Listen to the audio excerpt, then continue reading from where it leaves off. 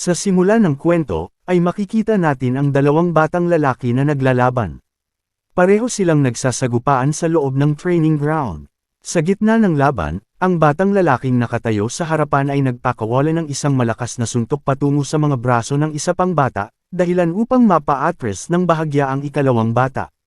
Hinahaplos niya ang kanyang mga braso sa sakit, at habang nakangiwi ay nagsabi, ang sakit talaga niyan. Pagkatapos ay diretsyong tumingin siya sa batang nasa harap niya at sinabi, Suhong muling gumaling ang Vajra Fist mo. Huwag mong sabihin sa akin na naabot mo na ang micro level. Ang batang nakatayo sa tapat niya ay si Suhong, at siya ang ating pangunahing tauhan. Nananatili pa rin siya sa isang fighting stance, tumutulo ang pawis mula sa kanyang katawan at bahagyang mukhang pagod. Nang marinig niya ang sinabi ng kabilang bata, ay ngumiti siya at sumagot, Kakalusot ko lang sa micro level 2 araw ang nakalipas. Ang micro level ay isa sa mga antas ng martial mastery sa mundong ito. Ang anumang martial technique ay maaaring hatiin sa 5 antas. Ang mga pangalan ng 5 antas na ito ay basic, proficient, micro level, mastery, at perfection. Matapos marinig ang mga salita ni Suhong, ay gumawa ang bata ng isang kilos na puno ng paghanga at nagsabi, ang galing mo. Pagdating sa Vajra Fist, ay walang kahit sino sa buong klase ang makakalapit sa iyo. Pagkatapos nito, ay muling bumalik ang ating bayani na si Suhong sa kanyang fighting stance at masiglang sinabi, nakabawi ka na ba ng lakas? Kung tapos ka na magpahinga, ay magsimula na ulit tayo ng training. Nang marinig ito, ay sumigaw ang bata, Hoy ikaw na training maniac, hindi na ako mananatili rito. Uuwi na ako para kumain, hindi na ako magte-training. Sa loob ng training hall na iyon, ay marami pang ibang estudyante ang nagsasanay. Sa sandaling iyon, ay may nagbukas ng pinto at pumasok.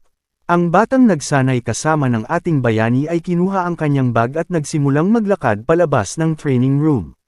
Nang makita niya ang taong pumasok sa pinto, ay sinabi niya, Alam Teacher Lee. Nang marinig ito, ay sinabi ng guro sa kanya, ayusin mo muna ng maayos ang iyong damit bago ka umalis. Pagkatapos ay tumingin ang guro sa ating bayani at sinabi, Suhong sa wakas ay nakita rin kita. Hindi ka ba mag-a-apply sa Martial Arts Division, hindi mo pa rin nababayaran ang 30,000 yuan na registration fee, sa susunod na Lunes na ang deadline. Habang sinasabi ito, ay lumapit ang guro sa ating bayani.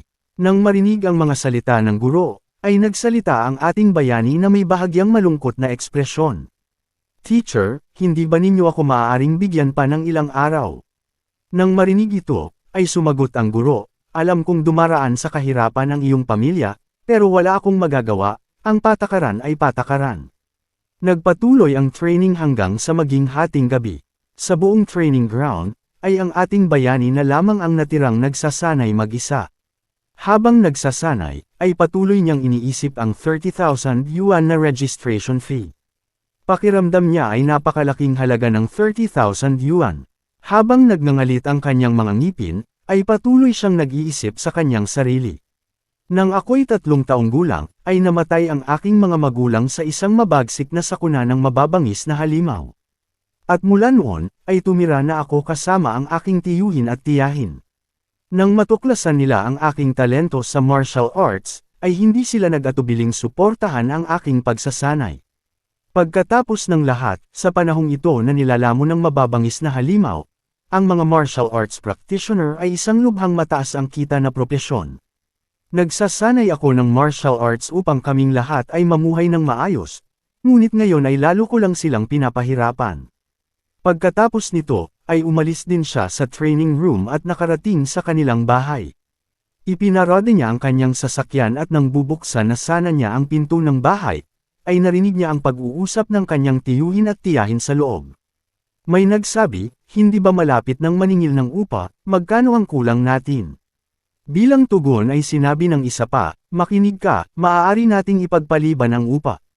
Kaya bayaran muna natin ang registration fee ni Little Hong. Napakaganda ng talento ni Little Hong, siguradong may mararating siya, hindi natin maaaring pigilan ang bata. Sa pagsilip niya sa loob mula sa bintana, ay nakita niya ang kanyang tiyahin na nagsasabi sa kanyang tiyuhin, kung ganoon ay titigil na rin ako sa pag-inom ng aking gamot. hindi naman ito magagamot ang sakit ko, makakatipid pa tayo ng maraming pera. Bilang tugon, ay sinabi ng kanyang asawa sa kanya, hindi pwede. Magdadagdag na lang ako ng isa pang trabaho, ikaw ay manatili sa bahay at magpagaling, huwag ka nang mag-alala sa iba pang bagay. Nakatayo ang ating bayani sa labas, nakikinig sa usapan, puno ng paghihirap at panghihina ng loob ang kanyang damdamin. Gayunpaman ay kinontrol niya ang kanyang emosyon, binuksan ang pinto at diretsyong pumasok habang sinasabi, Tiyo, Tiya, nakauwi na ako. Nang makita siya, ay sinabi ng kanyang tiyahin, Diyos ko napakalit mo na namang nag-training, lubos kang pagod. Nang marinig ito, ay sinabi ng ating bayani sa kanyang tiyahin, Tiya hayaan mo na at ako na ang bahala sa lahat. Sa sandaling marinig ito, ay sinabi ng kanyang tiyahin, sa tingin mo ba hindi ko kayang asikasuhin ang munting bagay na ito? Bumalik ka na agad sa iyong kwarto at magpahinga, kung hindi ay wala kang lakas bukas. Pagkatapos ay sinabi rin ng kanyang tiyuhin na makinig siya sa kanyang tiyahin at magpahinga na. Nakinig ang ating bayani sa kanila at pumasok sa kanyang kwarto upang magpahinga. Habang nakahiga sa kanyang kama, ay seryoso siyang nag-isip, Tiyo, Tiya, sobra na ang mga sakripisyong ginawa ninyo para sa akin. Mula ngayon, ay ako na ang lulutas ng sarili kong mga problema. Para sa isang martial artist na kumita ng 10,000 sa loob lamang ng ilang araw, ay iisa lamang ang lugar na maaaring puntahan. Pagkatapos nito, ay lumipat ang kwento sa susunod na araw. Nakikita natin ang isang gusali. At sa loob ng gusaling ito, ay mayroong isang underground fighting club kung saan tuloy-tuloy ang mga laban. Isang napakalaking bilang ng tao ang nagtipon sa loob upang panuurin ang mga underground fight na ito. Sa sandaling iyon, ang babaeng namamahala sa underground fighting club ay malakas na sumigaw sa lahat. Mga tao sa madla, maligayang pagdating sa Martial Disciple Guard Challenge. Walang bawal, buhay man o kamatayan, ang tagumpay ang lahat. Pagkatapos, ay itinuro niya ang isang mandirigmang nakatayo sa entablado at inihayag sa lahat ng naroroon, ang tagapagtanggol ngayon ay walang iba kundi ang munting ginoong ito. Manalo ng 4 na sunod-sunod na laban at iuuwi mo ang napakalaking gantimpalang 60,000 yuan. Matalo ka ng kahit isang beses lang at wala kang makukuha. Everyone, idilat ninyo ang inyong mga mata. Ang mandirigmang nakatayo sa entablado sa tabi ng host na siyang lalaban ay may suot na maskara ng Minotaur. Ang mandirigmang ito ay walang iba kundi ang ating bayani mismo. Nang marinig ang mga salita ng host, ay nagsimulang magbulungan ang mga manunood. May nagsabi, sino siya, hindi ko pa siya nakikita kailanman. Ang taong nakaupo sa tabi niya ay nagsabi, mukhang baguhan na pumunta rito para mamatay. Pagkatapos ay may nagsabi pa, isang rookie na sumabak agad sa defense challenge, para na niyang inaanyayahan ang kamatayan. Patuloy na nag-uusap-usap ang mga tao sa madla. Samantala, ang babaeng host sa entablado ay siniko ang ating bayani at nagsabi, hoy bata pasiglahin mo naman ang madla, pasabikan mo ang mga tao. Nang marinig ito, ay tinanong siya ng ating bayani, paano ko ba dapat pasiglahin ang audience, wala naman akong alam tungkol dito. Nang marinig iyon, ay sumagot ang host, asarin mo sila o magyabang ka. At pagkatapos ay sinabi niya ng may pagkainis, napakaabala talaga ng mga baguhan, kailangan pang ituro ang lahat. Pagkatapos ay sinabi ng ating bayani, sige gets ko na ang sinasabi mo. At habang itinataas ang mukha niya sa ere, ay malakas siyang umungal, sa ibaba ng martial practitioner, ako ay walang kapantay. Hali na kayo, mahihinang nilalang. Sa sandaling marinig ng lahat ang mga salita ng ating bayani, sila ay napatigil sa gulat. Maging ang host ay bahagyang nagulat sa kanyang kumpiyansa. Muling nagsimulang mag-usap ang mga manunood.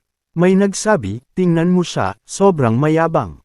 May iba ring nagsabi, napakayabang niya. May isa pang nagdagdag, masyado siyang maraming sinasabi, tingnan natin kung kaninong kamatayan talaga ito mamaya. Nagsimula ang mga sigawan mula sa iba't ibang direksyon. May sumigaw, ayos ito, patayin siya. May iba namang sumigaw, durugan ninyo ang Minotaur na ito, ang dami niyang sinasabi. Lubos na nag-aalab ang karamihan, lahat ay sumisigaw ng malakas. Pagkatapos ay sinabi ng host, sige simulan na natin ang laban. Samantala, ang ating bayani ay nakatayo sa entablado na may seryosong ekspresyon habang iniisip, hindi nakapagtataka na underground fighting arena ito. Nakakasakal ang intensyon ng pagpatay, pero ito lamang ang paraan para mabilis kong makuha ang tuition fee. Sana ay dalhin pa ako ng aking voucher feast sa ilan pang panalo. Sa sandaling iyon, ay may umakyat sa entablado. Ang kalabang mandirigma ay may suot ding maskara. Pagdating pa lamang niya, ay sinabi niya sa ating bayani, mayabang kang hayop ka, paglalaruan muna kita ngayon at saka kita papatayin. Nang makita siya sa entablado, ay ngumiti ang ating bayani at nag-isip, malakas ang presensya niya pero hindi matatag ang mababang tindig niya. Mukhang madali siyang talunin. Sa sandaling iyon, ay sumugod ang kalaban patungo sa ating bayani upang umatake at sinabi, ano ang iniisip mo dyan? Naghanda siya ng isang malakas na suntok patungo sa ating bayani. Ngunit agad na pumasok ang ating bayani sa fighting stance at tinamaan ang panga ng kalaban gamit ang kanyang palad. Sa iisang atakeng iyon lamang, ang kalaban ay lumipad palayo at bumagsak ng malayo, at doon mismo nagtapos ang laban. Pagkatapos ay sumigaw ang ating bayani, sino ang susunod? Nang makita ito, ay inanunsyo ng host na nanalo ang Minotaur sa unang laban. Muling pinasigla ng tagumpay ng ating bayani ang mga manunood, na sumisigaw na siya ay napakabangis. Pagkatapos nito, ang ikalawang mandirigma ay umakyat sa entablado. Pagdating pa lamang niya ay sinabi niya sa ating bayani, nanalo ka lang dahil sa swerte, pero mawawala ang swerte mo laban sa akin. Nang marinig ito, ay lumingon ang ating bayani at gumawa ng signal gamit ang kanyang kamay, na nagpapahiwatig na siya ang unang umatake. Habang ginagawa niya ito ay nag-isip siya, batay sa pangangatawan niya, ay disente ang lakas ng lalaking ito.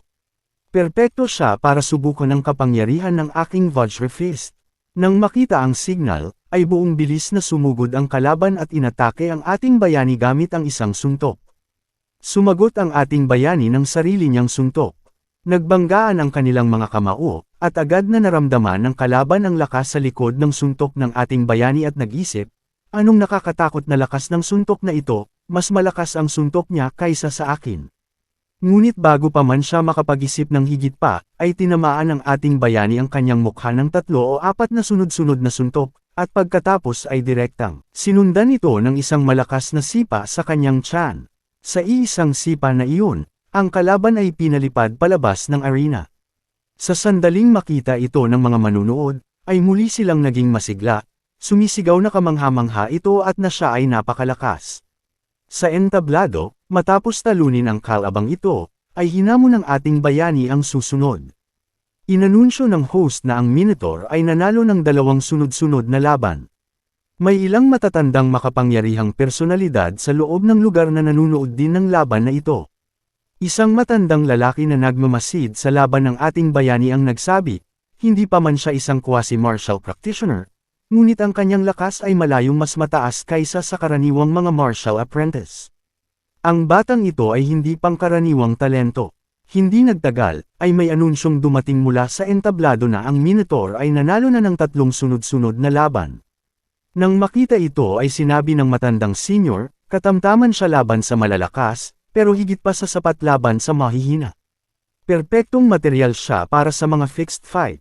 May isang taong nasa likuran niya ang nagsabi, Guro, dapat ba natin siyang i-recruit ngayon? Nang marinig ito, ay sumagot ang senior, tandaan mo huwag mong ipahalata na nakapag-advance ka na bilang isang tunay na martial practitioner. Samantala, sa entablado, matapos talunin ang kanyang kalaban ay nag-isip ang ating bayani, sa aking micro-level na Vajra Fist, ay talagang hindi mahirap harapin ang mga ordinaryong martial apprentice. Isang panalo pa at ang gantimpalang 60,000 yuan ay magiging akin na. Habang iniisip niya ito, ay nagsimulang kumalat ang mga bulungan sa madla. May nagsabi, hindi ba si White Fox iyon? Siya ba ay haamon sa Minotaur na ito at sasali sa defense challenge? May iba namang nagsabi, hindi ba siya ay isang quasi-martial practitioner? May isa pang tumugon, isang quasi-martial practitioner na lumalaban sa isang martial apprentice, panlilin lang na iyon. Ang kalaban ay umakyat sa entablado sa harap ng ating bayani. Nang marinig ang sigawan ng madla at makita ang kalabang ito, ay nag-isip ang ating bayani, isang quasi-martial practitioner. Mahirap ang laban na ito, pero hindi ako pwedeng matalo. Ngumiti ang kalabang nakatayo sa harap niya at nagsabi, "Huwag kang matakot at dahan-dahanin ko lang." Parehong tumayo ang dalawang mandirigma sa entablado, handang-handa na para lumaban. Sumigaw ang host na ito na ang huling round ng defense challenge at inanunsyo ang pagsisimula ng laban. Sa sandaling magsimula ang laban, ay parehong sumugod ng buong bilis ang dalawa.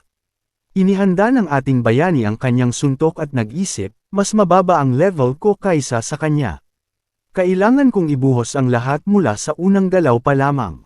Nagpakawala siya ng suntok patungo kay White Fox, na sabay ring nagpakawala ng suntok sa parehong sandali. Nagbanggaan ang kanilang mga kamao.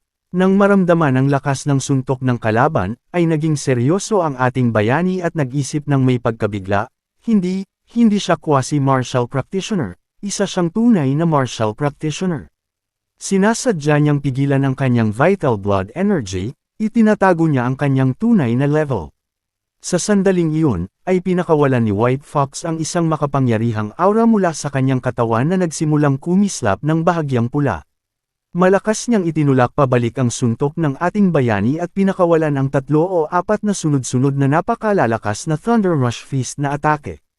Ang mga atakeng ito ay lubhang nakakatakot ang lakas, paulit-ulit na tumatama sa ating bayani, dahilan upang umagos ang dugo mula sa kanyang ilong at bibig. Habang tinitiis ang mga suntok na ito, ay nag-isip ang ating bayani, napakakilabot na lakas. Ito pala ang tunay na lakas ng isang ganap na martial practitioner. Nang makita ang tagpong ito, ay nabigla ang mga manunood. May sumigaw, iyan ay ang Triple Resonance Thunder Rush Fist. May isa pang tumawa at nagsabi, sa wakas natalo na ang Minotaur. Samantala, ay patuloy na walang awang inaatake ni White Fox ang ating bayani. Habang sinusubukan ng ating bayani na magdepensa, ay sinabi ni White Fox, "Depensa ka lang ba? Lumaban ka, ipakita mo sa akin ang kaya mo." Habang pinuprotektahan ang sarili, ay nag-isip ang ating bayani, kapag nagpatuloy ito ay siguradong matatalo ako. Kailangan kong humanap ng pagkakataon para makaganti. Sa sandaling iyon, ay isang suntok ang lumusot sa kanyang depensa at diretsyong tumama sa kanyang mukha, dahilan upang siya ay mapalipad paatros. Lubhang lumala ang kanyang kalagayan, naging mahirap ang kanyang paghinga. Nagsimulang pumikit ang kanyang mga mata, at sa galit ay nag-isip siya, "Putsang ina, nawawala na ang aking kamalayan." Sa sandaling iyon, ay humakbang si White Fox pasulong, inilagay ang kanyang paa sa mukha ng ating bayani at nagsabi, "Kapatid, hindi mo man lang maaamoy ang premyong pera ng laban na ito." Ipinagpatuloy niya ang panghahamak at idinagdag, "Pero inaanyayahan ka ng aking guro na sumali sa amin. Mula ngayon, ay magpatalo ka ng mga laban para sa amin.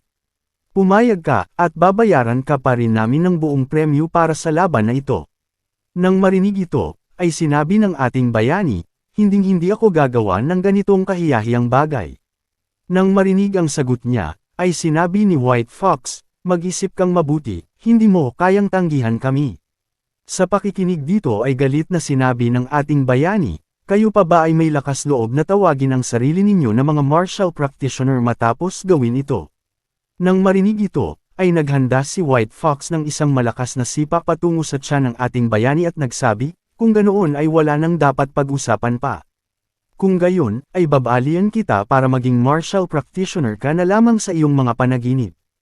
Naramdaman ang paparating na atake, ay mabilis na umiwas ang ating bayani at pilit na bumangon pabalik sa kanyang mga paa. Sa pagkakataong ito, ay isang pulang aura rin ang nagsimulang lumitaw mula sa kanyang katawan. Habang nakatayo, ay mahinang bulong niya, "Hindi ako pwedeng bumagsak dito, hindi ako pwedeng matalo dito." Nang makita siyang muling tumayo, ay nag-isip si White Fox ng may pagkabigla, tinanggap niya ang isang buong lakas ng Thunder Rush Fist at nakakatayo pa rin. Halos wala na sa ulirat ang ating bayani ngayon, inaalala niya ang mga alaala ng nakaraan habang sinasabi, "Ako ay magiging isang martial practitioner. Hindi ko maaaring hayaang masayang ang lahat ng sakripisyo ni Tio at Tia, tungkulin kong mabuhay sila ng maayos. Pero kailangan ko ba talagang isuko ang dangal ng isang martial practitioner? Hinding-hindi ko tatanggapin ang ganoong uri ng hinaharap." Sa sandaling iyon, ay isang system panel ang lumitaw sa harap niya na nagpapakita ng mga salitang, "Kung gayon ikaw, para sa iyong pamilya, para sa iyong paniniwala, ano ang handa mong ibigay? Matapos basahin ang mga salita sa panel, ay sinabi ng ating bayani, para sa aking pamilya ay handa akong isugal ang lahat. Sa sandaling masabi niya ito, ay isang makapangyarihang aura ang sumabog mula sa kanyang katawan at nagsimulang magningning ng pulang liwanag ang kanyang mga mata. Naroon muli ang abiso, tinatanong kung tunay ba siyang handang bayaran ang kapalit. Sumagot si Su-hong sa parehong paraan tulad ng dati. Sa mismong sandaling lumabas ang salitang iyon sa kanyang bibig, ay may kung anong bagay sa loob niya ang nagsimulang magbago. Ang kanyang anino sa lupa ay kumerbo at hamaba, unti-unting nagiging hugis ng isang nakakatakot na halimaw. Natarante si Su-hong, wala siyang ideya kung nasaan siya, at ang aninong nakaamba sa likuran niya ay pagmamay-ari ng isang napakalaking nilalang na hindi niya kilala. Bago pa siya makapagtanong ng kahit ano, ay nagsalita ang presensyang iyon, sinasabing ibibigay nito sa kanya ang pagkakataong ito. Isang hindi pamilyar na aura ang bumalot kay Su-hong, at isa pang malinaw na status window ang lumitaw sa harapan niya, na detalyadong naglilista ng kanyang impormasyon. Ang pangalan niya ay Su-hong, vitality ay 85, spirit ay 23, ang physique ay mortal body, ang mission ay way of the arena. Ang martial skills naman niya ay Vajra Fist na nasa micro level 7%, ang floating light palm na nasa proficient 35%, ang void step na nasa proficient 56%. At ang kanyang martial value naman ay 0. Nakatitig si Su-hong dito nang may matinding pagkabigla. Tunay ngang parang ipinapakita nito ang lahat ng kanyang mga katangian. Sa isang biglaang pagnanais, ay iniabot niya ang kamay at hinawakan ang bahagi ng mission, kalahating nagtataka kung gumagana ba ito tulad ng isang touchscreen. Sa sandaling ginawa niya iyon, ay may bagong abiso ang lumitaw. Random Mission, Way of the Arena. Mission Description, ang daan patungo sa pagiging isang makapangyarihan ay puno ng mga tinek. Player, pakinisin ang iyong sining ng pakikipaglaban dito at harapin ang White Fox na naghihintay sa panlabas na mundo. Ang objectives mo ay palakasin ang iyong martial arts, itaas ang Vajra Fist sa master level at itaas ang Floating Light Palm at Void Step sa micro level. Mission Reward, Beginner's Guide. Current Progress, Vajra Fist micro level. Tandaan, ang pagkumpleto ng misyong ito ay magbubukas ng Beginner's Guide. Bago pa siya makapag-isip ng mas malalim, ay isang kamao ang biglang sumugod diretso sa kanyang mukha. Agad na yumuko si Su-hong dahil sa likas na reaksyon. Nang tumingala siya, ay nanigas siya. Ang nakatayo sa harapan niya ay isang taong eksaktong kamukha niya. Gumagalaw ang clone ng may perpektong forma, gumagamit ng Vajra Fist na may antas ng kasiningan na higit na lampas sa kanya. Bawat galaw ay pamantayan at eksakto, parang hinango mismo mula sa isang aklat aralin. Dahil may ganitong halimbawang nakatayo sa harap niya, ay wala siyang dahilan para palampasin ang pagkakataon. Habang nagpapalitan sila ng suntok ng clone, ay may isang pag-unawa ang tumama sa kanya. Hindi lang ito isang laban, isa itong demonstrasyon. Sa kalagitnaan ng sagupaan, ay may napansin pa siyang iba. Tumaas ang kanyang Vajra Fist proficiency. Kanina ay 7% lamang iyon, ngunit ngayon ay umabot na ito sa 10%. Nakakagulat ang bilis ng pag-unlad. Ang lugar na ito ay nagbibigay daan sa kanya upang mabilis na mapahusay ang kanyang mga martial skill.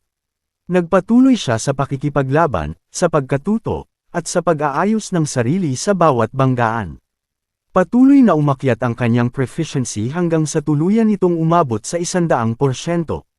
Ang kanyang Floating Light Palm ay umabot sa ganap na mastery, at sa isang hampas lamang ay napalipad niya palayo ang clone. Sumunod ang kanyang Void Step na umabot din sa ganap na proficiency. Maging ang Vajra Fist ay napino at naging perpekto. Sa wakas, ay inabot siya ng matinding pagod. Habang hinihingal, ay itinuwid ni Su-hong ang kanyang katawan at taos-pusong tumango. Maraming salamat. Isang abiso ang tumunog, binabati ang player sa pagkumpleto ng mission na Way of the Arena. Naipamahagi na ang mga gantimpala at tinanong ng sistema kung sang-ayon ba siyang bumalik sa realidad. Hindi nag-atubili si Su-hong at pinili ang oo. Sa susunod na sandali, ay bumalik siya sa arena, suot muli ang maskara ng Minotaur at nakatayo sa tapat ni White Fox. Agad na sumugod si White Fox, nang iinsulto habang sinasabing nagpapanggap pa ring misteryoso si Minotaur, at muling pinakawalan ang sunod-sunod na dumadagandong na suntok. Tulad ng dati, ay mabilis at marahas ang mga hampas, puno ng nakakatakot na lakas. Ngunit sa pagkakataong ito, ay iba na ang lahat. Kalmadong sinabi ni Minotaur na masyado itong mabagal. Madali niyang iniiwasan ang bawat atake, magaan at eksakto ang kanyang mga galaw. Bago pa makareaksyon si White Fox, ay isang kamao ang dumiretso at bumagsak sa kanyang mukha. Nabiyak ang maskara sa lakas ng tama, at bumagsak si White Fox sa lupa. Natigilan ang buong arena. Nakatitig ang mga tao sa matinding gulat, nakabuka ang mga bibig. Matayog na nakatayo si Minotaur sa gitna ng ring, habang si White Fox ay nakahandusay at hindi gumagalaw sa kanyang paanan.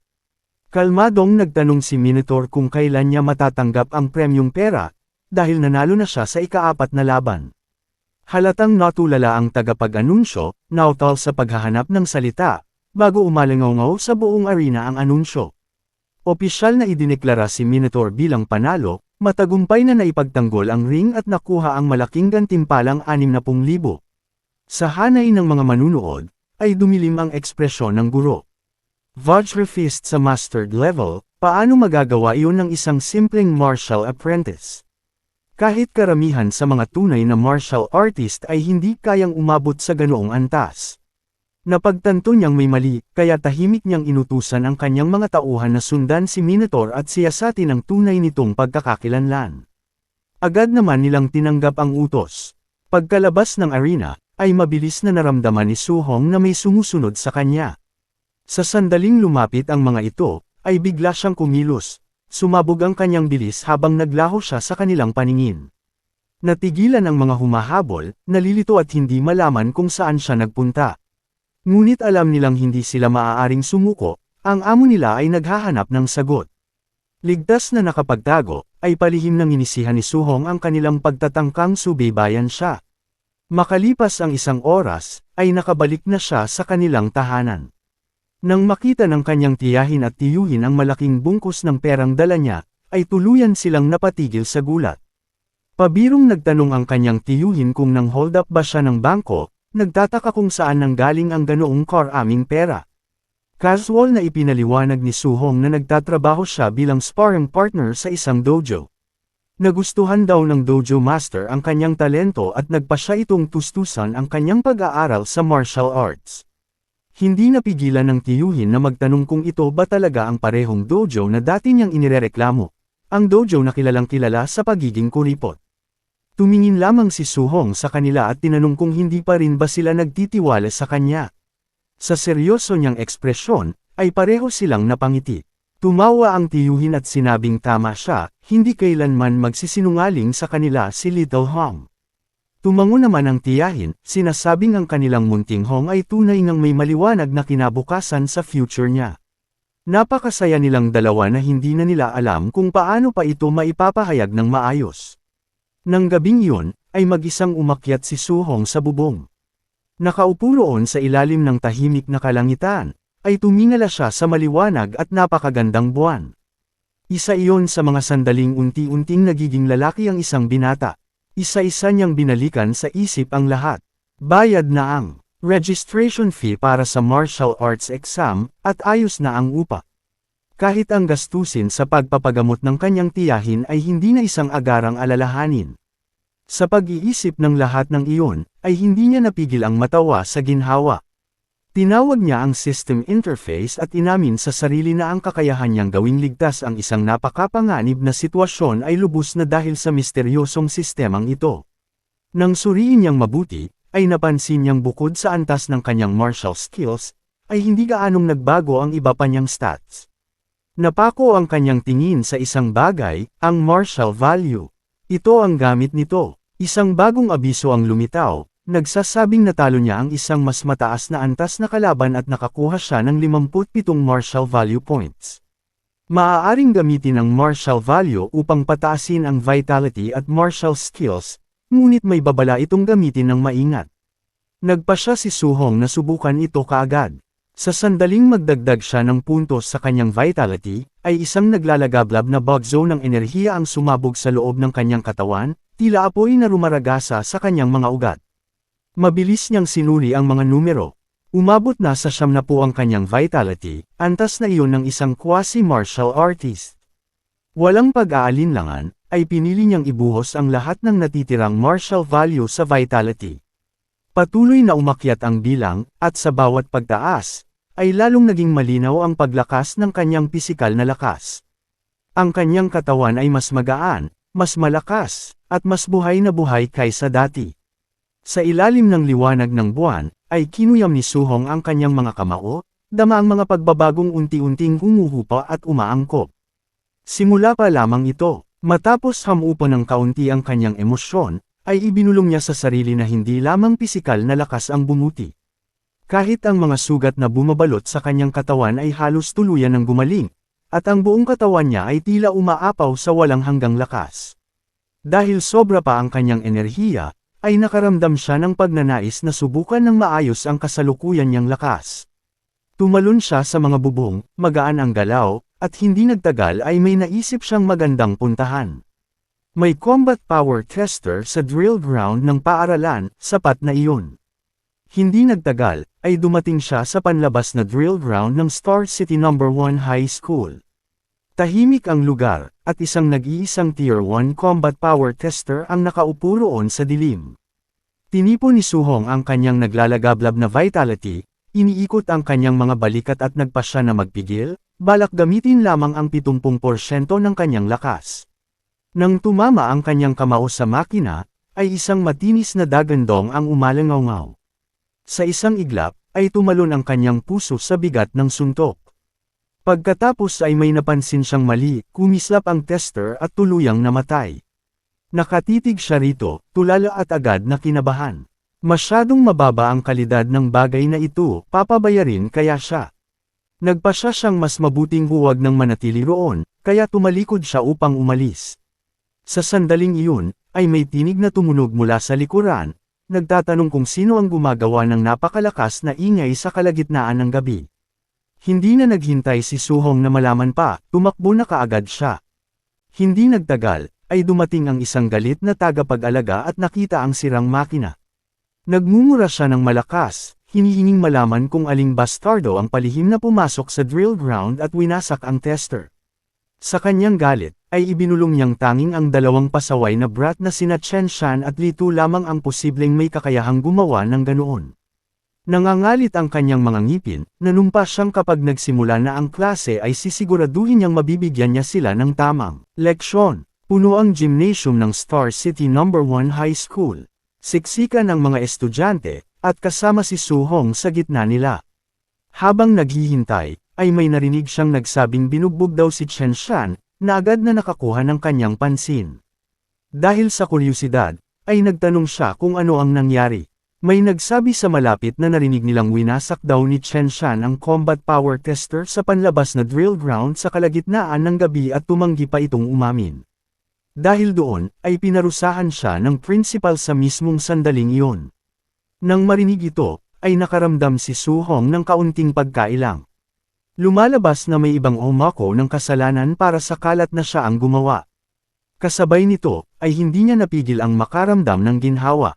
Kung siya talaga ang nahuli, ay imposibleng kayanin niyang bayaran ang tester na iyon.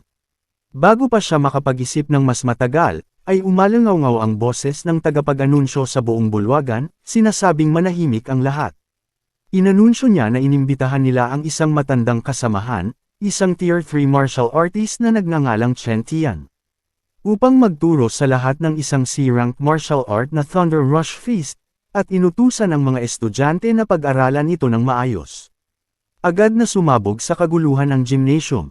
May ilang estudyanteng sumigaw na iyon daw ang unang pagkakataon nilang makakita ng isang Tier 3 martial artist ng personal. Ang iba naman ay napabulalas na ang mga C-rank martial arts na itinuturo sa mga panlabas na dojo ay karaniwang nagkakahalaga ng daan-daang libo sa matrikula pa lamang. Ngunit sa sandaling marinig ni Suhong ang pangalan, ay kumislap ang kanyang mga mata. Thunder Rush Feast, iyon ang parehong martial art na ginamit ni White Fox sa Underground Arena. Isang suntok na naglalabas ng lakas na katumbas ng 3 suntok, hindi may kakaila ang kapangyarihan nito. Sa labas, kahit ang registration fee para lamang matutunan ito ay nagkakahalaga na ng isang kayamanan. Walang paraan na palalampasan niya ang ganitong pagkakataon. Hindi na nag-aksaya ng oras si Chen Tian sa walang saysay na usapan. Sinabi niya sa mga estudyante na ipapakita niya ang teknik ng 10 beses mula simula hanggang dulo, at kung gaano karami ang kanilang matututunan ay ganap na nakasalalay sa kanila. Pagkatapos ay humakbang siya pasulong, inayos ang kanyang tindig at nagsimula sa isang sigaw ng Thunder Rush Fist. Bumuga ang kanyang kamao, ang puwersa ay mabagsik at nakakaapi. Ang tunog ng kulog ay gamulong sa loob ng gym. Habang nagdedemonstrasyon, ay ipinaliwanag niya. Sa basic level, ang isang suntok ay lumilikha ng isang tunog ng kulog. Sa proficient level, ay 3 tunog. Sa micro level, ay 5. At sa mastered level, ay 7 tunog. Iyan ang kasalukuyan kong antas. Pagkatapos ng demonstrasyon, ay 7 sunod-sunod na dagandong ang umalangaw, pinanganginig ang hangin. Matapos gumastos ng napakaraming aura, ay huminto si Chen Tian upang ayusin ang kanyang paghinga. Pagkatapos ay idinagdag niya na sa perfect level, ay maaaring makapaglabas ng 9 na tunog ng kulog sa isang suntok. Gayunpaman, ay sinabi niyang huwag muna silang mangarap ng napakataas. Kung kahit ang batayan lamang ang kanilang maunawaan ngayong araw, ay sapat na iyon. Matapos ang isang maikling paghinto, ay inanunsyo ni Chen Tian na sisimulan na niya ang ikalawang demonstrasyon at inutusan ang lahat na subukang sumabay. Mabilis na napuno ang gym ng mga estudyanteng sumisigaw ng mga alanganing battle cry habang ginagaya ang kanyang mga galaw sa abot ng kanilang makakaya. Parang isang kisap mata lamang ang lumipas ang mga oras. Isa-isang bumagsak ang mga estudyante dahil sa pagod. May ilan na nagreklamo na hindi nila talaga maintindihan ang teknik. Ang iba ay daing ng daing, lubos nang nauubos ang lakas. May iilan namang matitigas ang ulo na patuloy pa ring nagsasanay, nagtatanong kung may nakaunawa na ba ng sikreto, kahit malinaw na nagmamakaawa na ang kanilang mga katawan na huminto. Pinunasan ng isa sa mga kaibigan ni Su-hong ang kanyang pawis at napabuntong hininga. Sinasabing masyadong mahirap talagang aralin ang C-rank martial arts. Nang tumingin siya sa paligid, ay bigla niyang napansin na wala na si Su-hong. Saglit siyang napaisip kung baka natutunan na ni Su-hong ang teknik, ngunit agad ding nagtanong sa sarili kung saan naman ito napunta. Sa sandaling iyon, ay may masiglang halakhak na umalangaw sa malapit. May isang taong buong pagmamalaking nag-anunsyo na matagumpay na niyang naabot ang basic level. Lumingon ang kaibigan at nakita si Chen Shan na nakatayo roon, halatang tuwang-tuwa sa sarili. Isang alon ng inggit ang damaloy sa kanya, hindi nakapagtataka kung bakit tinatawag ng lahat na henyo si Chen Shan. Paano nga ba nabuo ang utak ng taong iyon? Mabilis na humakbang pasulong ang principal, ipinakilala si Chen Shan bilang number 1 genius ng paaralan, at tinanong si Chen Tian kung interesado ba siyang gabayan pa ito. Agad na nagsiksikan ang mga estudyante sa paligid, pinupuri si Chen Shan at tinatawag itong isang tunay na prodigy. Ngunit si Chen Tian ay hindi man lang humanga, casual niyang sinabi na halos hindi pa iyon maituturing na henyo. Sa ibang mga lungsod, ang maabot ang ganitong antas ay katumbas lamang ng pagpasa. Habang nagpapatuloy ang kanilang usapan, ay lumipat ang grupo sa labas.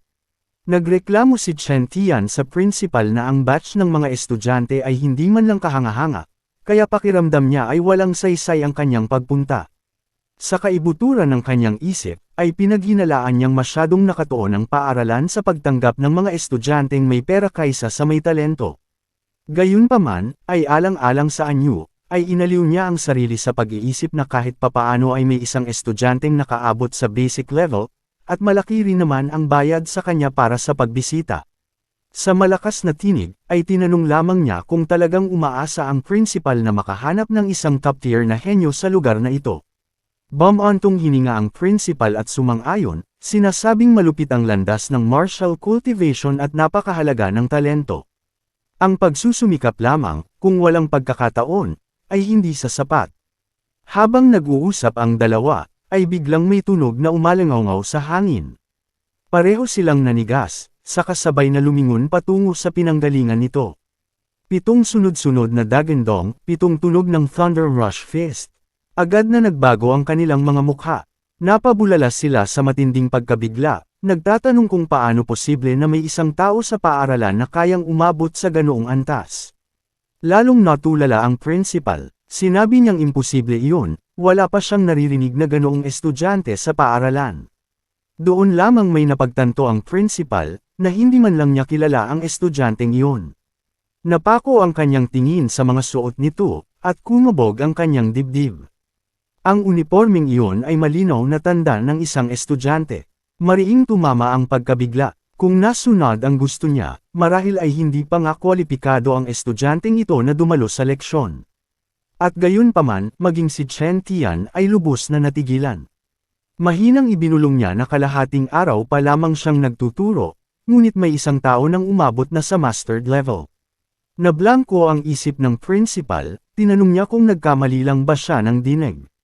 Siyam na tunog, talaga bang siyam na tunog iyon? Hindi na makapagsalita si Chen Tian, nakatayo lamang siya roon ng tahimik. Umaalon ang emosyon sa loob niya hanggang sa pakiramdam niya ay maiiyak na siya. Hindi rin mas maayos ang kalagayan ng principal, hindi niya kailanman inakala na ang isang taong walang pera ay maaaring magtaglay ng ganoong nakakatakot na talento. Nang makitang nananatiling nakatigil si Chen Tian, ay tinanong siya ng principal kung ano ang problema. Sa wakas, ay marahang huminga si Chen Tian at sinabi na nauunawaan na niya ngayon. Bigla raw nagkaroon ng saysay ang lahat. Walang sinabi pa, ay inayos niya ang kanyang tindig at naglabas ng sarili niyang Thunder Rush Fist. Sumabog ang hangin, 8 dagandong ang umalangaw-ngaw. Halos mapatalo ng principal, 8 tunog, nakapag-breakthrough si Chen Tian. Nakatitig si Chen Tian sa sarili niyang kamao, kumikislap ang pananibik sa kanyang mga mata. Sinabi niyang ang Thunder Rush Fist na nakita niya kanina ang nagbigay sa kanya ng inspirasyong matagal na niyang kulang. Kung wala iyon, marahil ay hindi na siya kailanman makaka-breakthrough sa buong buhay niya. Ngunit agad siyang tinamaan ng realidad, hindi ito ang oras para magdiwang. Mabilis na sinabi ni Chen Tian sa principal na magmadali at hanapin ang estudyanteng iyon. Nagising sa pagkataranta ang principal at literal na tumakbo. Sa kasamaang palad, pagdating nila sa lugar ay wala na roon ng tao.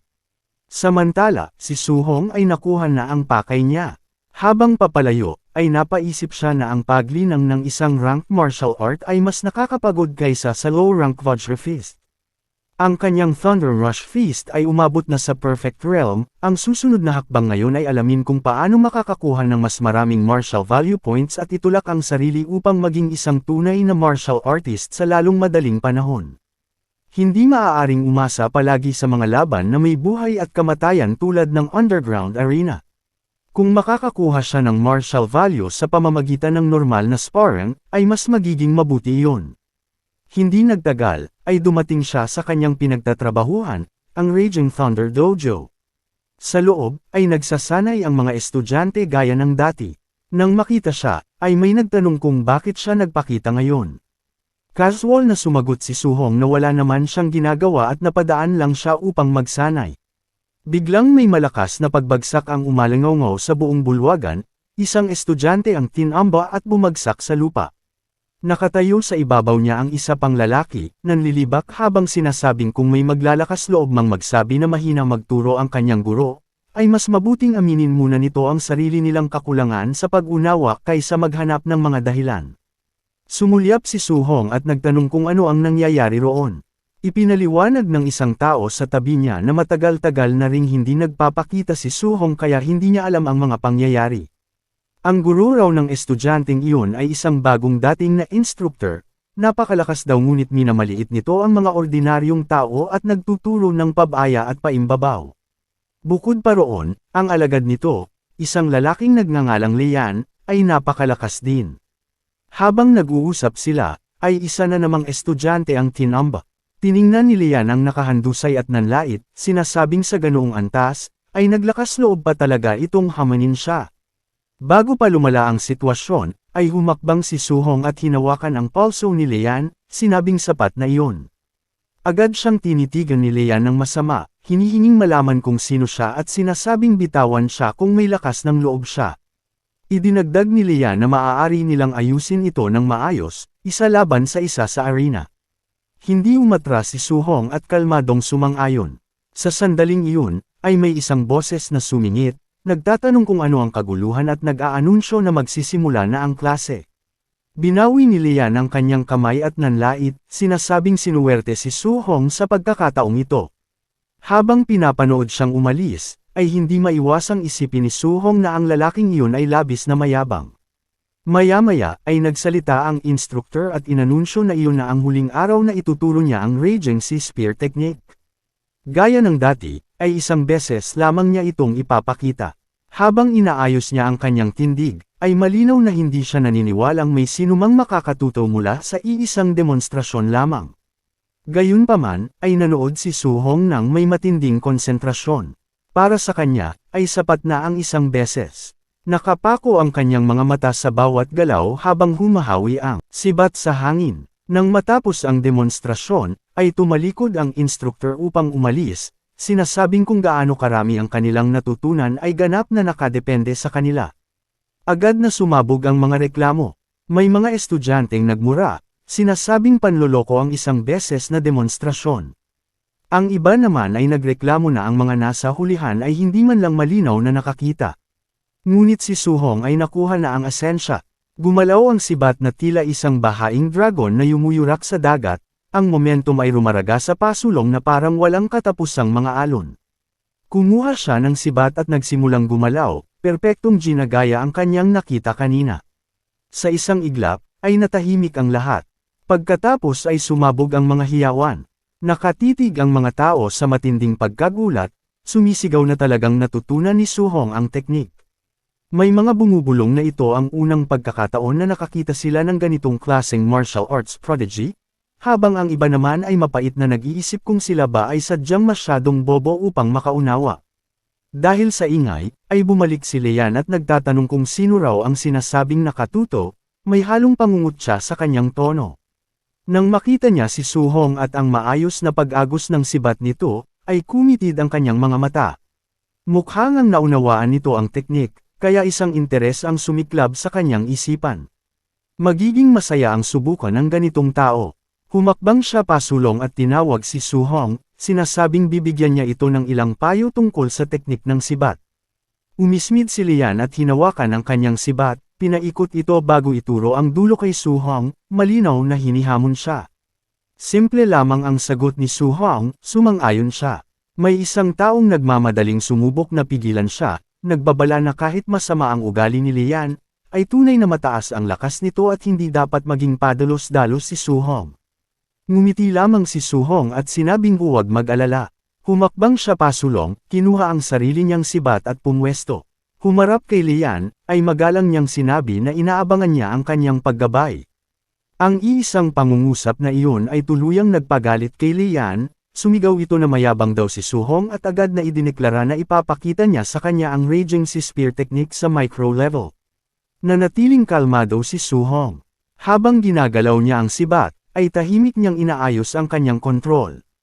Sa isang iglap, ay isinagawa niya ang teknik sa antas ng proficient level. Sa sandaling gumalaw ang sibat ni Su Hong, ay nanigas si Lian. Ang daloy, ang momentum, hindi iyon mapagkakamalan. Ito ay proficient level Raging Sea Spear technique. Ngunit gaano man niya tanggihan, ay hindi nagbago ang realidad.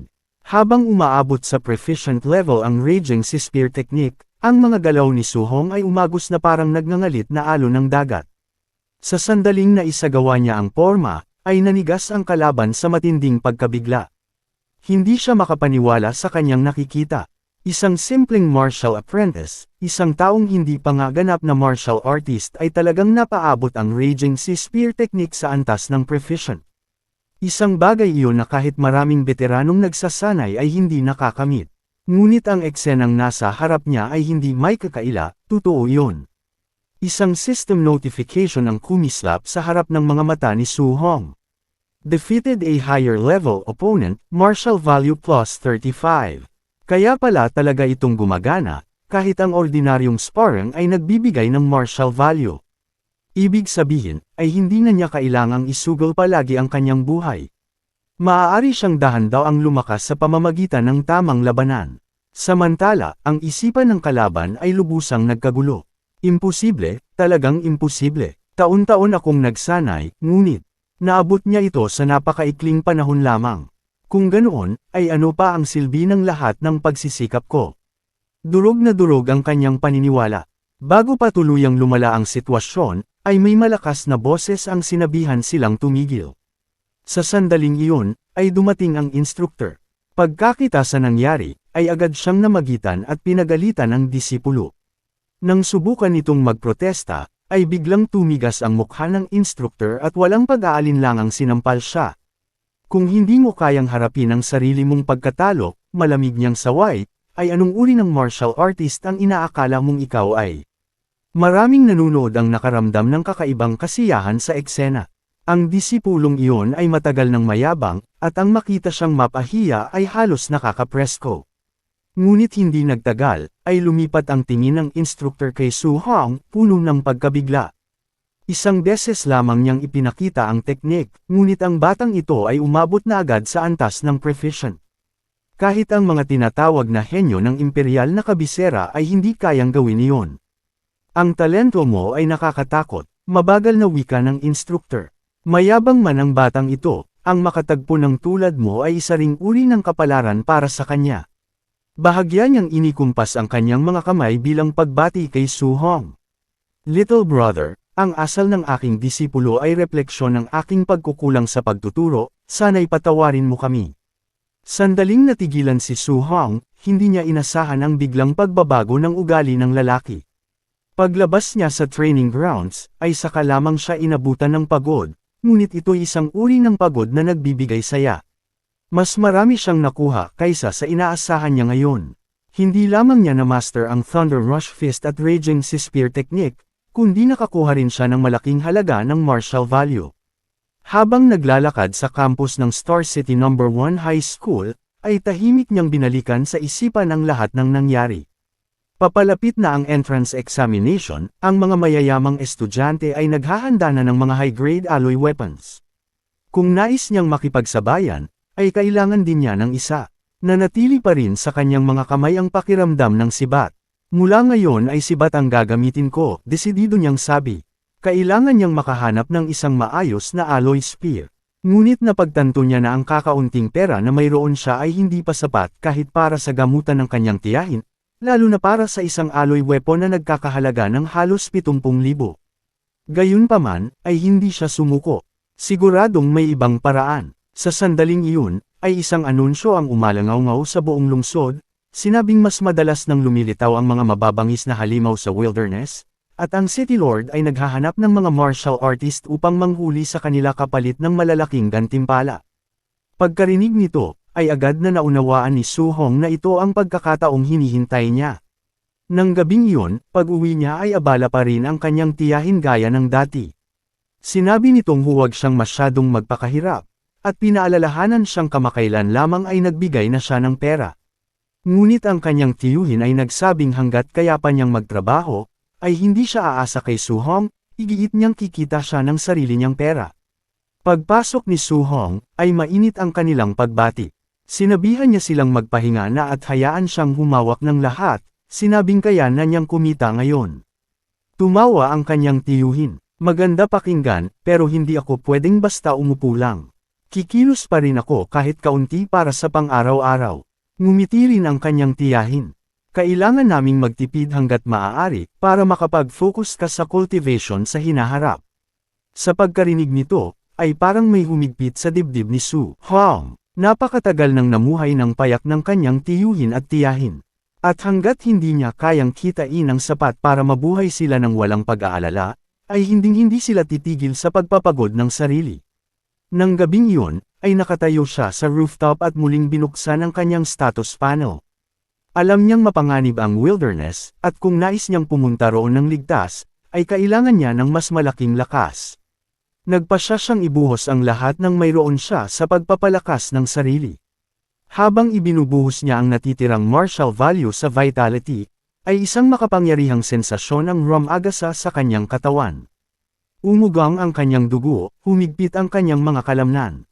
At sa bawat pagtaas ay lalong naging siksik at mabigat ang kanyang aura. Patuloy na umakyat ang numero, hanggang sa tuluyan itong huminto sa 95.2. Nakatayo sa ilalim ng madilim na kalangitan, ay ramdam ni Su Hong ang lakas na dumadaloy sa kanyang katawan. Isang maliit na hakbang na lang bago ako tuluyang maging isang tunay na martial artist. Pagkalipas ng 2 araw, 10 oras ng gabi ay nakahandusay siya sa sahig ng training hall, lubusang pagod. Sumasakit ang bawat bahagi ng kanyang katawan, ngunit nagniningning ang kanyang mga mata. Ang lahat ng kanyang martial skills ay umabot na sa completion. Huminga siya ng malalim, sa wakas nagawa ko rin. 2 buong araw ng walang tigil na cultivation ang nagbunga. Ngayon, ay panahon na para sa susunod na hakbang. Kinabukasan ng umaga, ay nagtungo siya sa Star City Martial Artist Base. Pagdating niya roon, ay hindi niya napigil ang huminto sa pagkamangha. Kahit ilang beses na niyang nakita ang lugar na ito sa balita, ang maranasan ito ng personal ay isang ganap na ibang pakiramdam. Nagkalat sa paligid ang mga martial artist, pinupuno ang mga lansangan ng mabigat at makapangyarihang presensya. Habang naglalakad siya pasulong, ay mabilis na sinuyod ng kanyang mga mata ang malaking public notice board. Non-ranked Ferocious Beast, 300 Blue Star Coins. Tier 1 Early Stage Ferocious Beast, 1,000 Blue Star Coins. Tier 1 Mid Stage, 3,000 Blue Star Coins. Tier 1 Late Stage, 5,000 Blue Star Coins. Habang binabasa ang listahan, ay bahagyang kumunat ang noo ni Su Hong. May nakasaad na patakaran sa ibaba, tanging kaliwang tainga lamang daw ng halimaw ang tatanggapin bilang patunay. Kung wala iyon, ay walang gantimpalang ibibigay. Napaka-primitibo, naisip niya, bahagyang nagulat sa kung gaano pa rin kabarubol ang sistema. Sa di kalayuan, ay napansin niya ang isang lalaking nakatayo sa counter na nagsasalita. Miss Ganda, pakitulungan naman akong kalkulahin kung magkano ang halaga nito. May bitbit ang lalaki na isang sako, kitang-kita na puno ito ng pinutol na mga tainga ng halimaw. Sa sandaling iyon, ay biglang nagkaroon ng kaguluhan sa may pasukan. May sumigaw, inuutusang magsitabi ang mga tao dahil dumating na raw si Young Master Yi. Napatingin si Su Hong, at agad niyang napansin ang mayabang na figurang papasok. May kakaiba sa presensya ng lalaki, bahagyang kumunat ang kanyang noo. Parang pamilyar, ang presensyang iyon ay nagpapaalala sa kanya ng isang taong nakalaban niya.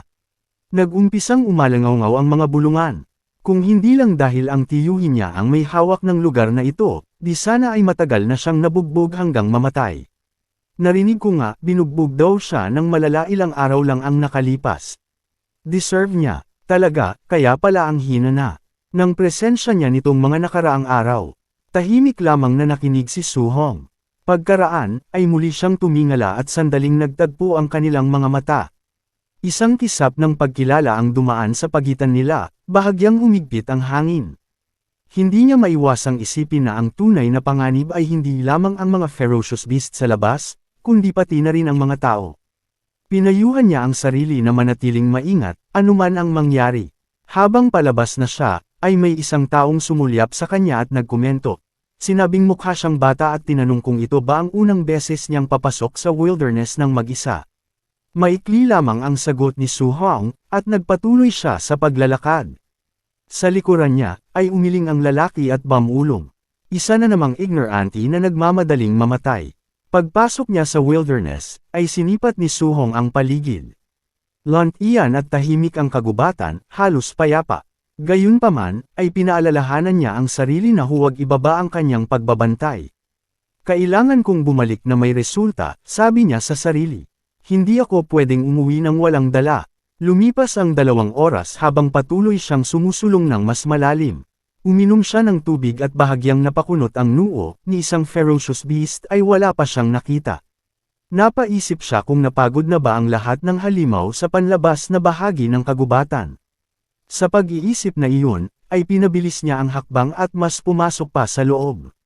Bigla, ay nagbago ang kanyang ekspresyon. Sa mismong harapan niya ay nakatayo ang isang napakalaking nilalang, isang ferocious beast. Napakalaki nito, mabigat ang aura at eksaktong kapareho ng mga paglalarawang nabasa niya sa mga libro. Agad itong nakilala ni Su Hong. Isa itong Tier 1 Early Stage Ferocious Beast, ang Asher Moonwolf.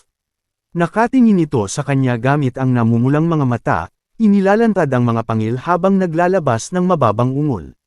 Habang humihigpit ang katawan ng halimaw at naghahanda itong sumalakay, ay huminga ng malalim si Su Hong at pinatatag ang sarili.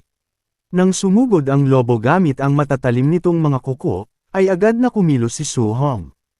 Umiwas siya sa gilid at itinulak ang isang dekuryenteng suntok diretso sa tiyan ng halimaw. Isang malakas na dagandong, tumilapon ang katawan ng halimaw at bumangga sa isang puno. Bumagsak ang lobo, halos hindi na makagalaw. Nakatayo si Su Hong, bahagyang kumikisla pa ang kuryente sa kanyang mga kamao. Tumingin siya sa nanginginig niyang mga kamay, dama ang nananatiling agos ng kapangyarihan sa kanyang katawan. Hindi niya mapigil ang isipin na ang pakikipaglaban sa totoong ferocious beasts ay mas nakakakilabot at mas nakakaadik kaysa sa anumang naranasan niya noon. Ang mapabagsak ang isang Tier 1 early stage beast sa isang suntok lamang ay nagpaalab sa kanyang dugo. Kung ganito lang kadali, ay magagawa ko kayang labanan ang isang Tier 1 mid-stage beast. Kasabay ng pagdaan ng isipang iyon, ay may biglang paggalaw sa likuran niya. Mula sa mga anino, ay may lumitaw na isang napakalaking halimaw. Isa pang halimaw, mas malaki at mas mapanganib. Isang Tier 1 mid-stage ferocious beast, ang ferocious black bear. Sumugod ang oso, malinaw na iniisip na nakakita ito ng madaling biktima. Ngunit bago pa man ito mailunsad ang pag-atake, ay isang aninong kumislap ang sumalpok dito. Isang makapangyarihang suntok na puno ng kidlat ang tumama sa katawan nito at ibinagsak ito sa lupa. Nakatayo lamang si Su Hong, kalma at matatag. Ang suntok na iyon ay mula sa kanya. Marahan siyang huminga, sa kanya tuluyang napagtanto kung gaano nakalaki ang kanyang itinalas. Sa kasalukuyan niyang lakas, ay hanggat hindi siya makakatagpo ng Tier 2 ferocious beast, ay hindi siya mapapahamak ng malubha. Ibig sabihin, ay isa na namang gantimpala ang nasigurado, ang 3,000 Blue Star Coins. Kasabay ng pagdaan ng isipang iyon, ay lumitaw ang isang system notification. Accumulated martial value sufficient, eligible to break through and become a martial artist. Mabilis ang tibok ng puso ni Su Hong. Narito na ako, nasa mismong hangganan na. Ngunit bago pa man siya makapagdiwang, ay isang nakakayanig na sigaw ang umalangaw sa buong kagubatan. Mas mabigat, mas nakakapangilabot. Ang presyon lamang nito ay nagpang-inag sa kanyang balat. Agad na nagbago ang kanyang ekspresyon. Humarap siya sa pinanggalingan ng tunog, nanliit ang kanyang mga mata. Anuman ang naglabas ng sigaw na iyon, ay mas malakas kaysa sa lahat ng kanyang hinarap sa ngayon. Nagbanggaan sa kanyang isipan ang kuryosidad at pag-iingat. Sa huli, ay nanalo ang kuryosidad. Maingat siyang gumalaw patungo sa pinagmulan ng tunog. Hindi nagtagal, ay narating niya ang isang napakalaking formation ng bato. Umakyat siya rito upang masilayan kung ano ang nasa ibaba. Ang kanyang nakita ay nagpatigil sa kanyang paghinga. Sa ibaba niya ay nakatayo ang isang napakalaking nilalang. Isang dambuhalang itim na ahas na may mikintab na kaliskis, paikot-ikot sa pagitan ng mga puno. Isa itong Tier 1 late-stage ferocious beast, ang Black Jade Python. Napakalaki ng katawan nito, at ang aura nito ay tunay na nakakatakot. Sa di kalayuan, ay may ilang tao nang nakikipaglaban dito, ngunit malinaw na sila ay natatalo.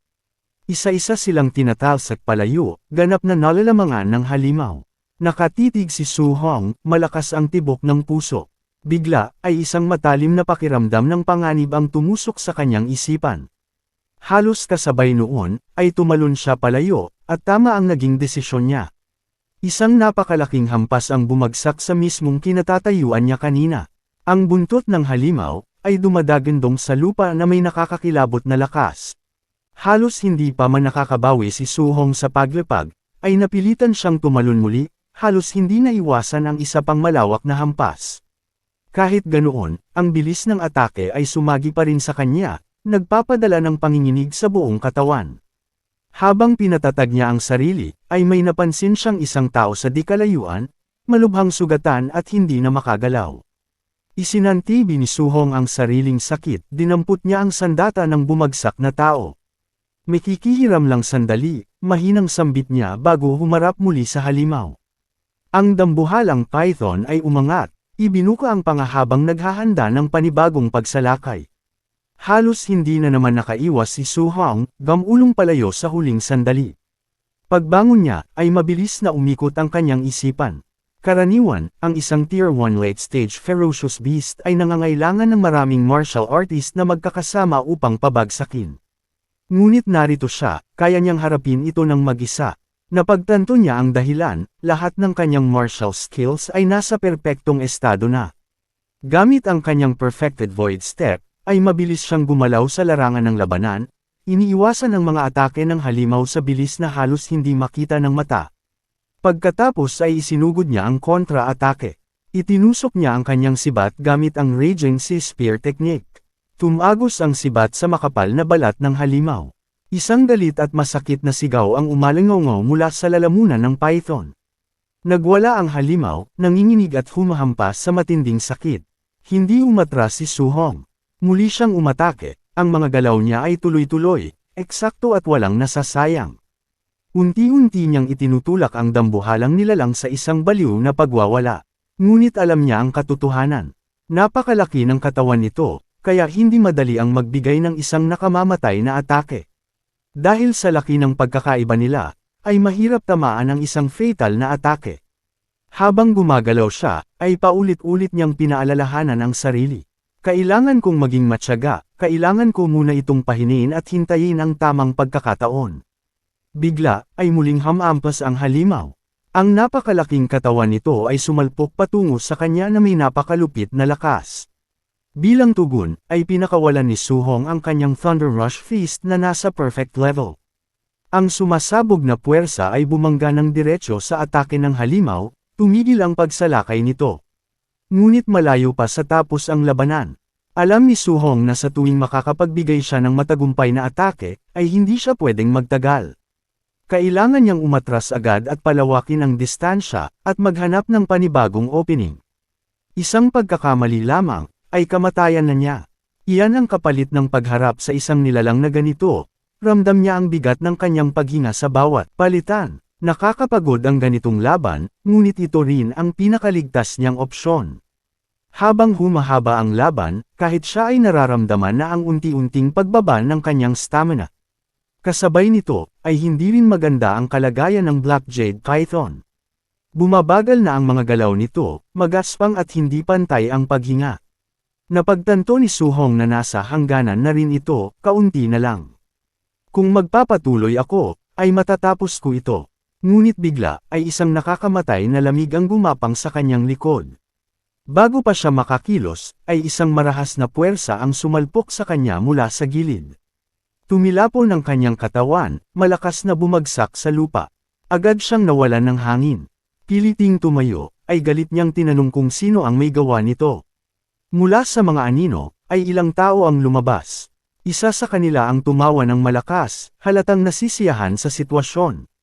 Pinagtawanan niya si Su Hong, tinatanong kung ano ang pakiramdam ng mabigla, at iminungkahi na baka mas mabuting ibigay na lang niya ang Black Jade Python. Napapaligiran siya ngayon ng maraming tauhan, mga taong may nakaraan sa kanya. Sinabi ng leader ng grupo na noong makita niyang naglakas loob si Su Hong na umalis ng lungsod ng mag-isa, ay sigurado raw siyang mamamatay ito sa labas. Hindi niya inasahan na magiging ganito kaganda ang swerte ni Su Hong. Hindi lang ito nabuhay, kundi nakakuha pa ito ng isang malubhang sugatang Black Jade Giant Python. Napagtanto ni Su Hong na base sa salita ng lalaki, ay ibig sabihin kakadating lang nila. Napansin niyang lahat silang lima ay martial artists. May lamang sila sa numero, alam niyang hindi niya sila kayang harapin ng harapan. Ngunit bigla, ay isa sa mga kalaban ng sumugod, ang kamaoy handa ng tumama. Sumigaw ito, sinasabing hindi ba raw narinig ni Su Hong si Young Master Yi na gusto raw nito ang dambuhalang python. Tinanong pa nito kung bakit hindi pa siya tumatakas. Sa sandaling iyon, ay sumabog ang galit ni Su Hong. Pinakawalan niya ang napakalakas na aura sa kanyang kamay, malamig niyang sinabi. Yung pagpatalsak mo sakin kanina, dahil lang yun sa biglaang pag-atake. Akala niyo ba, ay hindi ko kayo kayang talunin? Pagkatapos, ay isinugod niya ang isang suntok diretsyo sa kalaban. Nagbanggaan ang kanilang mga kamao, at isang napakalakas na bugzo ng enerhiya ang sumabog sa paligid. Nabigla ang kalaban sa biglaang pag-atake. Sa isang iglap, ay napagtanto niya kung gaano nakakatakot ang lakas ni Su Hong. Ngunit hindi pa doon nagtapos si Su Hong, isang suntok pa ang pinakawalan niya diretsyo sa mukha ng kalaban. Tumilapon ang katawan nito, lumipad sa harap mismo ng lahat ng tauhan. Nanlaki ang mga mata ng leader, hindi nga talaga may kakailan na si Minotaur ang nasa harapan niya. Dahil sa mga salitang iyon, ay kaagad din siyang nakilala ni Su-hong bilang si White Fox. Malamig na nagsalita si White Fox. Sa harap ng napakaraming tao, ay binigyan mo ako ng matinding kahihiyan. Nagngit-ngit siya sa galit, hindi kailanman niya inakalang mangyayari iyon. Kaagad niyang inutusan ang lahat ng tauhan, patumbahin ninyo siya. Sabay-sabay silang sumugod, hawak ang kani-kanilang sandata. Agad na dinampot ni Su-hong ang kanyang sibat at tumakbo papasok sa masukal na kagubatan. Ayaw siyang pakawalan ni White Fox, kaya inutusan nito ang kanyang mga tauhan na habulin si Su-hong. Sumunod agad ang lahat, sinuyod nila ang buong paligid, tinitingnan ang bawat posibleng pagtagwan. Wala siya, sigaw ng isa, hindi namin siya makita. May isa pang nagsabi, makapal ang gubat sa unahan. Madaling maambush dito, mag-ingat kayo. Ngunit may isang tumawa, napakarami natin, matatakot ba tayo sa isang tao lamang? Sa sandaling iyon, ay, isang anino ang kumislap sa likuran niya sa nakakabaliw na bilis. Napalingon siya, at nakita niya si Su-hong. Isang malakas na suntok at tumilapon siya, bumagsak sa harap mismo ng kanyang leader. Wala na siyang malay, kaya nanigas ang lahat. Paano siya naging ganito kabilas, hindi makapaniwala si White Fox. Sa harap ng ganitong antas ng panganib, ay agad na bumuo ng bilog ang natitirang mga tauhan. Thunder Rush Fist iyan, sigaw ng isa. 9 echoes Thunder Rush Fist, maski mga Tier 3 martial artist ay hindi kayang eperpekto iyan. Tumahimik kayo, sigaw ni White Fox. Sa loob-loob niya, ay nanginginig na siya. Imposible, perpektong Vajra Fist, perpektong Thunder Rush Fist, paano ito posible? Takot na siya. Ngunit kung alam lang niya, na nakatago si Su-hong sa isang puno, pinagmamasdan silang lahat. Napaisip siya, kung hindi lang siya kagagaling sa matinding laban kontra sa dambuhalang python at hindi labis na naubos ang kanyang enerhiya, ay matatapos na sana ang laban ng walang hirap.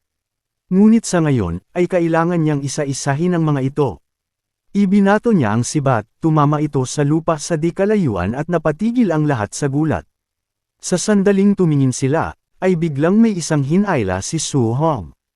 Hinawakan ang ulo nito at pinakain ng matigas na tuhod sa muka. Pagkatapos ay naglaho na naman siya, iniwang duguan ang lalaki. Ang natitirang mga tauhan ay halos mabaliw sa takot.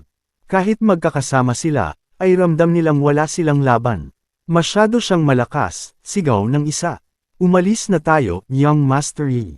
Ngunit hindi matanggap ni White Fox iyon, ayaw niyang tumakbo. Kahit nanginginig na ang loob niya, ay nagpanggap siyang walang takot. Ngunit si Su-hong ay paikot-ikot na sa paligid nila sa sobrang bilis. Halos hindi nila siya makita at wala silang magawa. Habang nagsasalita si White Fox, ay isang tauhan na naman ang hinawakan ni Su-hong sa muka. At sa isang iglap, ay walang awang ibinagsak diretso sa lupa. Muling naglaho si Su-hong, at lalong lumalim ang takot at galit ni White Fox. Ilang araw lang ang lumipas pero ang lakas na niya, parang hindi totoo. Biglang dumaan si Su-hong sa likuran niya. Agad siyang lumingon, ngunit wala roon si Su-hong. Imposible, mura niya. Hindi niya ako mahahawakan. Ngunit ang hindi niya alam, ay naroon na si Su-hong sa likuran niya. Tapos na ang maliligayang araw mo. Malamig na sabi ni Su-hong. Mabilis na umikot si White Fox, huwag mong isipin na natalo mo na ako. Tinipon niya ang kanyang aura, at pinakawalan ang Void Breaking Finger. Agad na umiwas si Su-hong, ngunit ang punong nasa likuran niya ay lubos na nawasak sa lakas ng atake. Hindi tumigil si White Fox. Paulit-ulit siyang umatake, mga sinag ng enerhiya ang bumaril palabas. Void Breaking Finger, Void Breaking Finger. Ngunit kahit ilang beses pa, ay hindi pa rin niya matamaan si Su-hong. Habang umiiwas at nagtatago, ay napaisip si Su-hong. Grabe ang lakas nito, hindi mababa ang ranggo ng martial skill na ito sa B-rank. Ngunit ang lalaking may asul na liwanag sa daliri, ay hindi nakalmado. Sa loob-loob niya, ay nag-aalab ang galit. Ang batang to, nakaukit na ang mukha mo sa isipan ko. Kapag nakabalik ako, ay lilinisin ko ang buong pamilya mo. Sa sandaling marinig iyon ni Su-hong, ay para bang may sumabog sa kanyang isipan. Ang mga salitang pagpatay sa kanyang pamilya, ay hindi niya kailanman matatanggap. Sa isang kisap mata, ay sumugod siya kay White Fox, umiwas sa bawat atake habang papalapit. Sinimulan pang magyabang ni White Fox. Alam mo ba kung sino ang tiyo ko? Supervisor siya ng martial artist base. Ngunit hindi na siya natapos, si Su-hong ay nasa likuran na niya. Sa kanyang kamao, ay unti-unting nagtitipon ang nakakatakot na lakas. Sinabi niyang mas gusto niya ang dating anyo ni White Fox, noong kumikilos pa itong mayabang at mataas ang tingin sa sarili. Aniya, ay hindi bagay kay White Fox ang ganitong klase ng kaduwagan. Pagkasabi niyon, ay diretsyo niyang sinuntok si White Fox sa mukha. Lumipad si White Fox ng napakalayo. Sa pagkakataong ito, ay nakakabingi ang lakas ng suntok, sapat para itapon siya ng diretsyo sa loob ng kagubatan, dumaan sa mga puno at tuluyang bumagsak sa lupa. Umakyat ang makapal na usok sa paligid. Nang tuluyan itong maglaho, ay naglakad si Su-hong palapit, nag-aalab ang galit sa kanyang mukha habang isang pulang aura ang bumabalot sa buong katawan niya. Malamig niyang sinabi na hindi sana ginamit ni White Fox ang kanyang pamilya bilang panakot. Nakabulagta sa lupa at halos hindi na makagalaw, ay puno ng sugat si White Fox. Nanginginig ang boses niyang nagtanong kung bakit napakalakas ni Su-hong. Sinabi niyang imposible ito, na malinaw namang hindi man lang isang martial artist si Su-hong. Sumigaw siya, tinatanong kung ano ba talaga si Su-hong. Sa likuran niya, ay narinig ng higanteng python ang kanyang sigaw. Unti-unti nitong itinutok ang malamig na tingin kay White Fox. Biglang may masamang pakiramdam na sumiklab sa dibdib ni White Fox. Paglingon niya, ay umindayog ang buntot ng python at marahas na hamampas. Kasabay nito, ay ibinuka nito ang napakalaking panga, handang lamunin ang lahat sa daraanan nito. Nang tuluyang mapabagsak si White Fox, ay inilipat ng python ang buong atensyon nito kay Su-hong. Napagtanto ni Su-hong na masyado siyang nagtagal sa pakikipaglaban sa mga tauhan. Sa panahong iyon, ay nakabawi na ng lakas ang higanteng python. Pagkatapos ng sunod-sunod na labanan, ay hindi na ganoon katatag ang kumpiyansa ni Su-hong tulad ng dati.